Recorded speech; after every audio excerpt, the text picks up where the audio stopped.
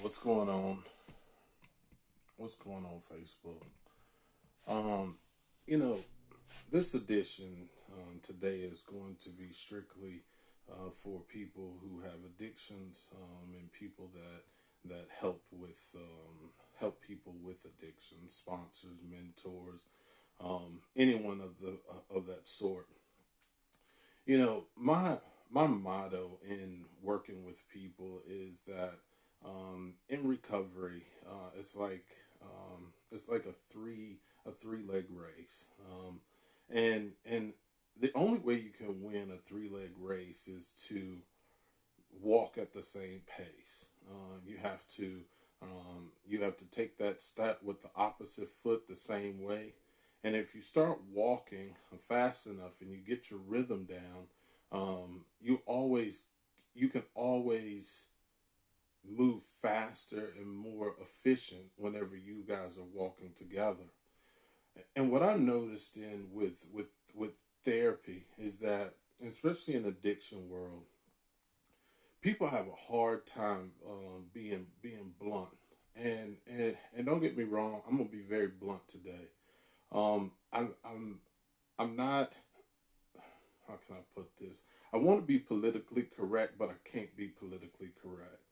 Um, Last night, I saw that one of the people that I know of very well died last night, and and and I remember he reached out to me in a grocery store about a month ago, and he kept saying, "Man, I need to talk to you. I need to talk to you." And I was like, "Man, hit me up."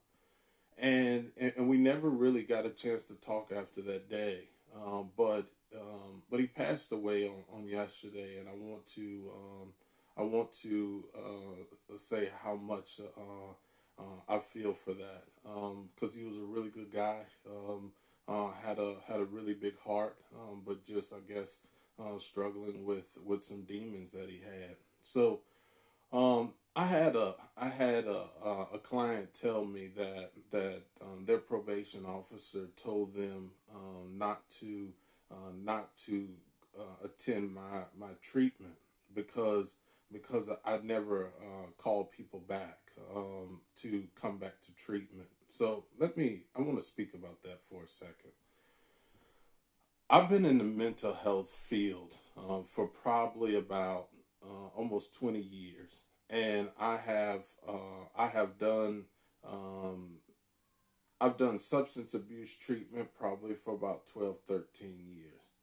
One thing that I have realized about this industry is that if the person is not ready to change, they're not going to change.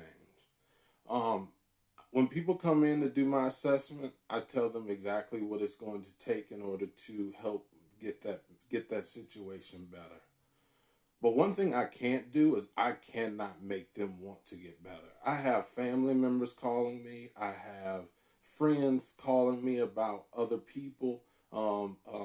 Most of them I can't even acknowledge that they're in treatment with me. But if they want to talk about something, they can talk about it. And what I've noticed in this is that these people want me to make their family member better. And to be honest, you are not going to get better until you decide that you are ready to get better. And me calling you all times of the day, begging you to come back to treatment, I have never once seen that work out well in my 13 years of treatment. But I tell you what does work. What does work is when people are honest with themselves, when people are straightforward, when people are ready to work on some stuff.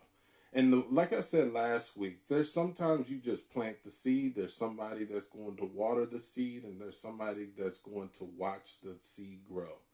And I've come to a realization that I have to play my role.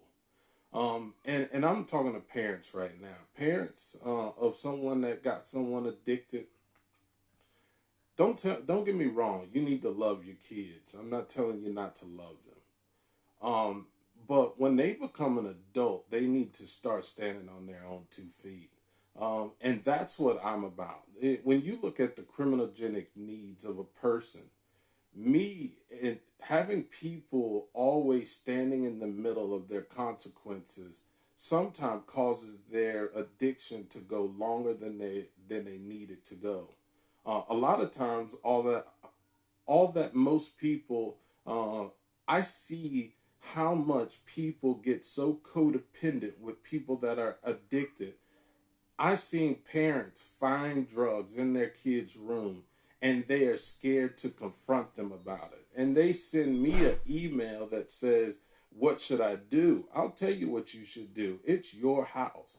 If somebody's living with you and they got a drug problem and you find a drug in their house, you confront them about it. I don't care what it is. I mean, if you don't confront them, then what else are you going to allow happen in your house?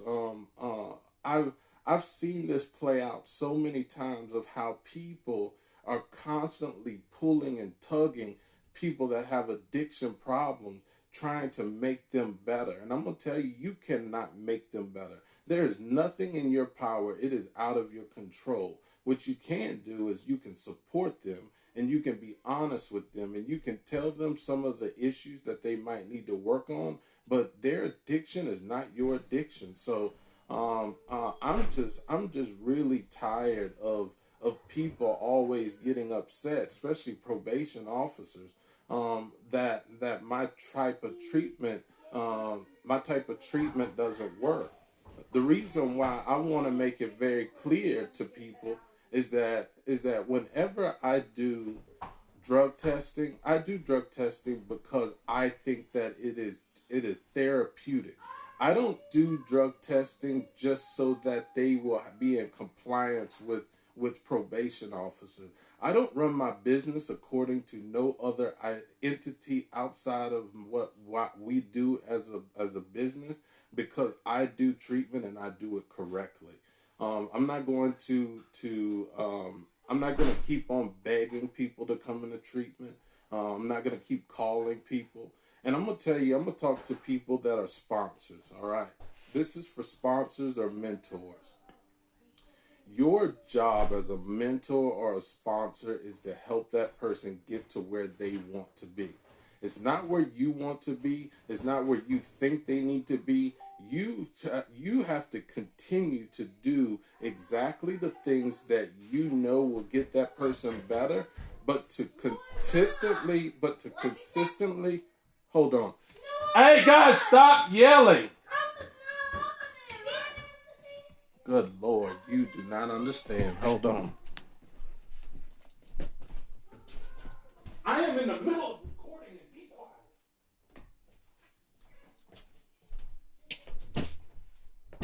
quiet. Sorry for that break.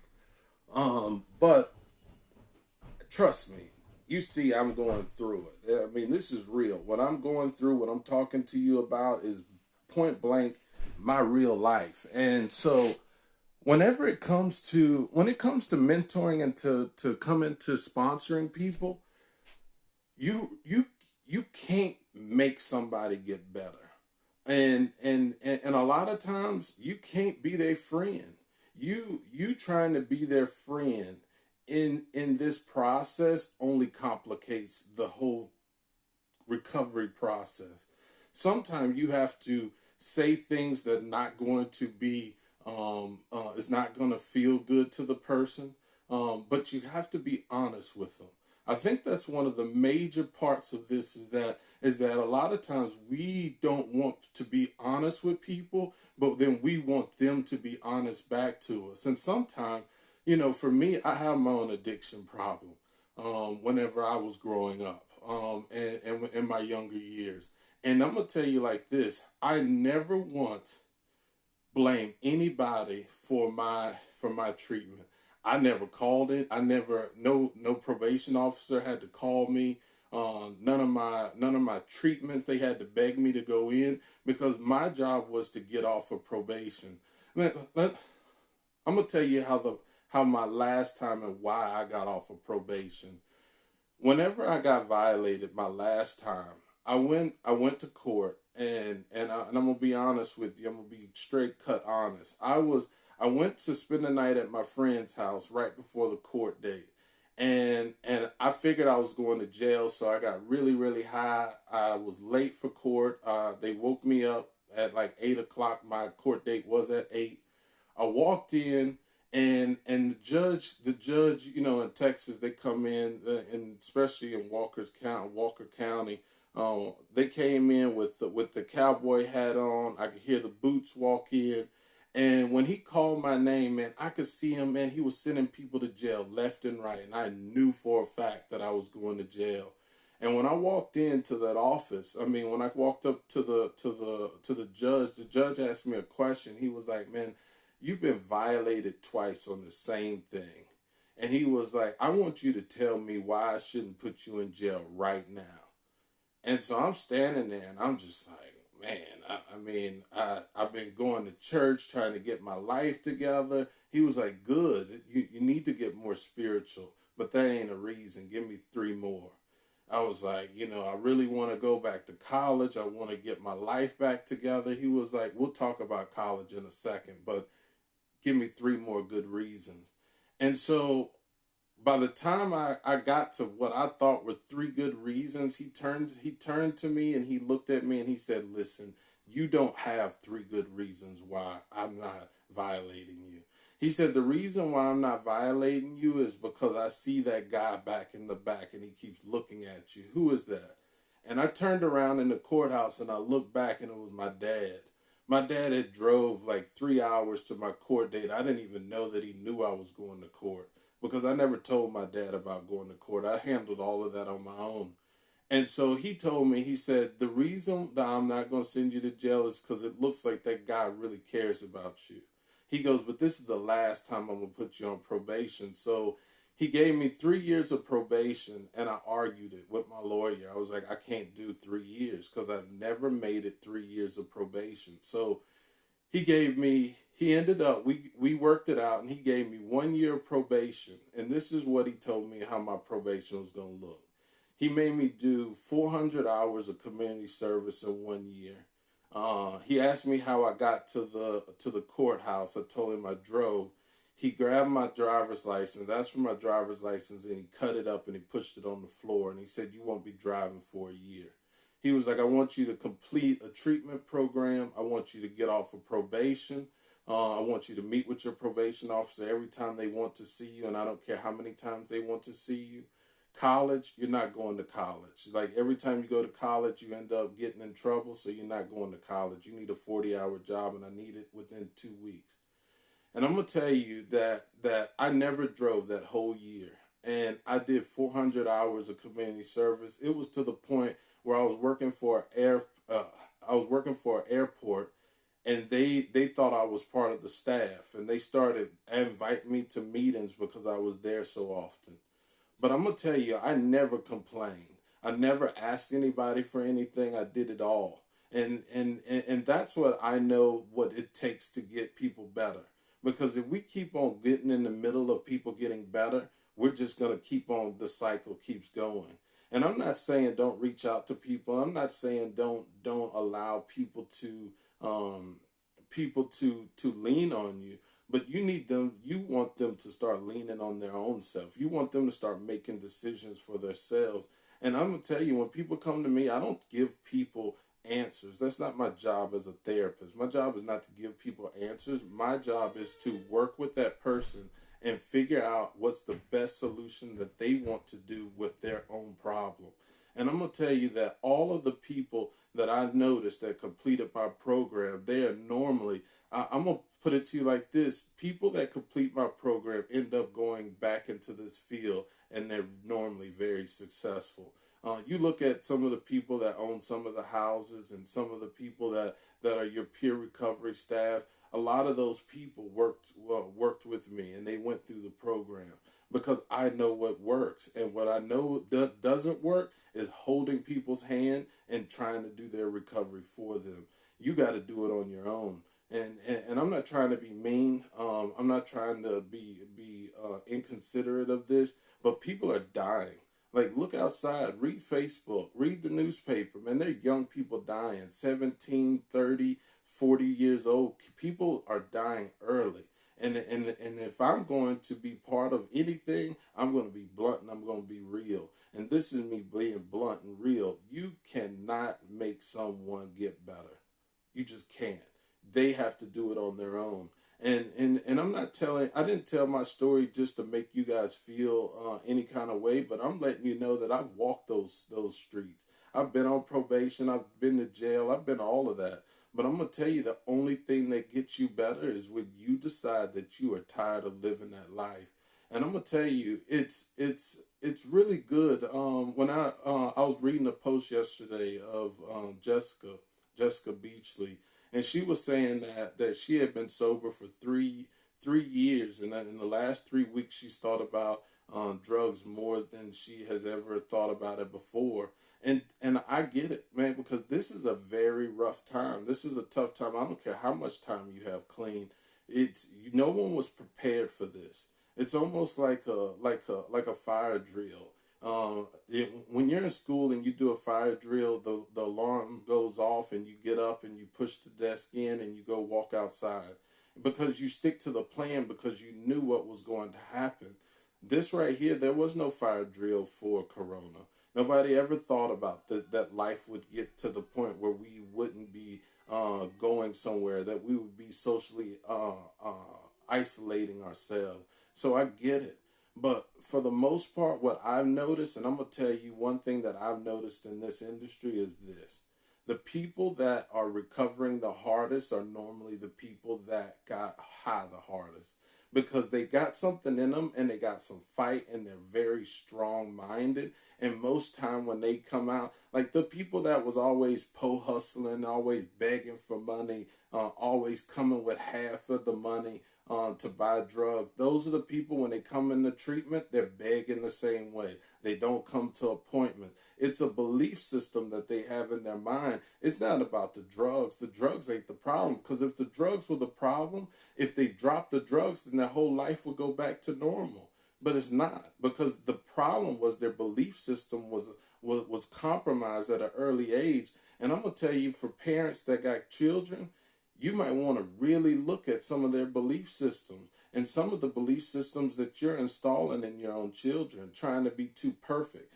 There is no such thing as being perfect. You might want your kids to strive to be the best, but if you steady trying to make your kids want to be the best baseball player, the best football player, you always putting them on pedestals, you doing that, it ultimately causes them to crash whenever they get to a point where they start to plateau in their talent.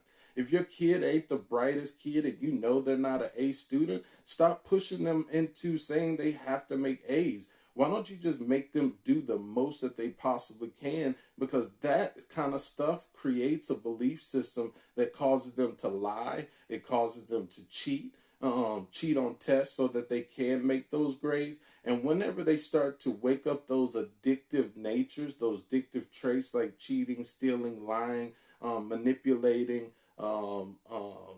many other ones, whenever that person starts that pattern, it's easier for them to fall into addiction because they've already created that mindset. So I'm just trying to reach out to you guys. I really want to tell you guys how much I really care, but I want you to know that you cannot do it for them. They got to do it on their own. And if you guys are out there and you guys are struggling with addiction and you're listening to my voice, I want you to reach out to somebody. I want you to be very blunt. I want you to be very honest, because I'm going to tell you, these people are dying out here and there will be no funerals. There will be no memorials. There will be nothing. And I don't want to see anybody else pass away and that life just go like a blur. Because you mean something, you are an important person, and you are a human being, and every human being should be able to live, and every human being should be able to flourish. And that's why I like people to thrive and not just survive. One last thing before I go is I want to talk about help fatigue. I had someone who got out of recovery and they got into the helping industry. They were managing houses.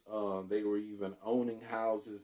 And they called me and they were like, man, I don't know what's going on in my relationship. I'm really frustrated when I get home. I don't really want to talk. And I told him, man, you're dealing with help fatigue.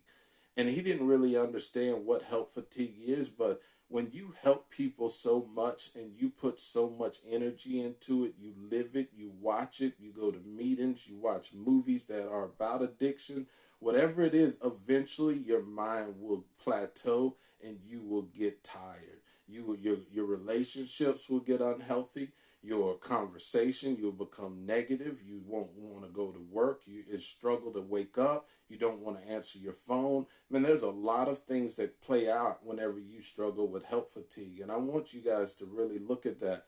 Separate your personal life and separate your work. Those two can't go together. Because whenever you consistently go 24 hours a day, all about recovery, you start to break. And I want you guys to know that we need you guys out there. We need the people that are loving this industry, that want to help people. We need you out there. And if you get to the point where, especially the younger people that are like 20s and early 30s that are getting in this industry, you better really look at help fatigue and make sure that you're not in that place, because once it happens, it's very hard to get out, because most time they end up leaving the whole industry or they get out of this totally. So I'm just reaching out to you guys. I'm just being honest with you. I'm being blunt, but I don't want you guys to think that I don't care, because this is not a conversation about me not caring. This is a conversation about me getting tired of people always trying to tell everyone how to recover. It's an individual problem, and it's an individual solution. So let that person fix their problem, because I know they have self-efficacy, and if someone has self-efficacy, they can learn to affect their own lives in their own way. So believe in the process. Stop trying to take control of the process. Let the process take hold. And anybody, any industry or any entity out there that deals with me, I want you to truly understand, I do not work by your guidelines. I work by what really works, and I work with what gets people better, because my job is to keep people out of jail by teaching them all the information I can teach them, and I'm trying to give them as much information that I can about wanting not to use. And I'm going to tell you my last thing, and then it keeps coming to my mind, but I want you guys to truly think about what you want out of your life. And if you want to be a helper, then go out and help. But you can't control the outcomes of addiction. Some people are going to pass away. Some people are going to die. Some people are you're not going to understand why they die. I'm going to tell you one last story, and I'm going to let you go. I don't know if you got time to listen, but I'm going to tell it anyway. I had a client tell me the directions of her funeral, probably about 12 years ago when I first got in the industry. And she came to me because her father had passed away. And she had struggled with getting clean, and she had just got clean for about 2 months. And when she passed away, her father passed away that week, like a Wednesday. And she ended up coming to talk to me on Friday. And she came in, she wrote a poem that she wanted to share with the church whenever her father's funeral. And she wanted me to come for support.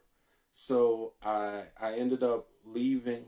I told her that I didn't know how to get to the church, so she gave me turn-by-turn directions. When I got back to work on Monday, I had learned that she had passed away also. And I went to the funeral, I listened to her directions, and I went there, and it had 2 caskets up in the front. And they read her poem, and it was wonderful. But I'm going to tell you about what happened. Whenever I left that day, I kept trying to think, what did I miss? Did I not say something right? Did I not give her enough information? What did I do wrong? And I couldn't get out that funk for probably about a week or 2. And one of my coworkers came to me and he said to me, he said, listen, man, why are you feeling this way? And I was like, man, I don't know, man. I play it out in my mind. What could I have done better? What could I have done? And he told me this, and I'll never forget. He goes, when someone is getting better and they become successful, do you think that you did it? And I was like, I don't think so. And he said, okay. He goes, because what do you think about when somebody fails, when they get high or they relapse or they die? Do you think that's your fault? And I was like, I don't know. I wish I could have done more. He goes, listen, it's our job to teach. It's our job to help. But we can't save people and we can't get people better. If we accept the negative, then we have to accept the positive. And if we accept the success, then we have to accept the failures. And I've been doing this industry and substance abuse for 13 years, and I have never once took responsibility for helping someone get better. I believe that they got better because they wanted to get better. I just was able to see it happen.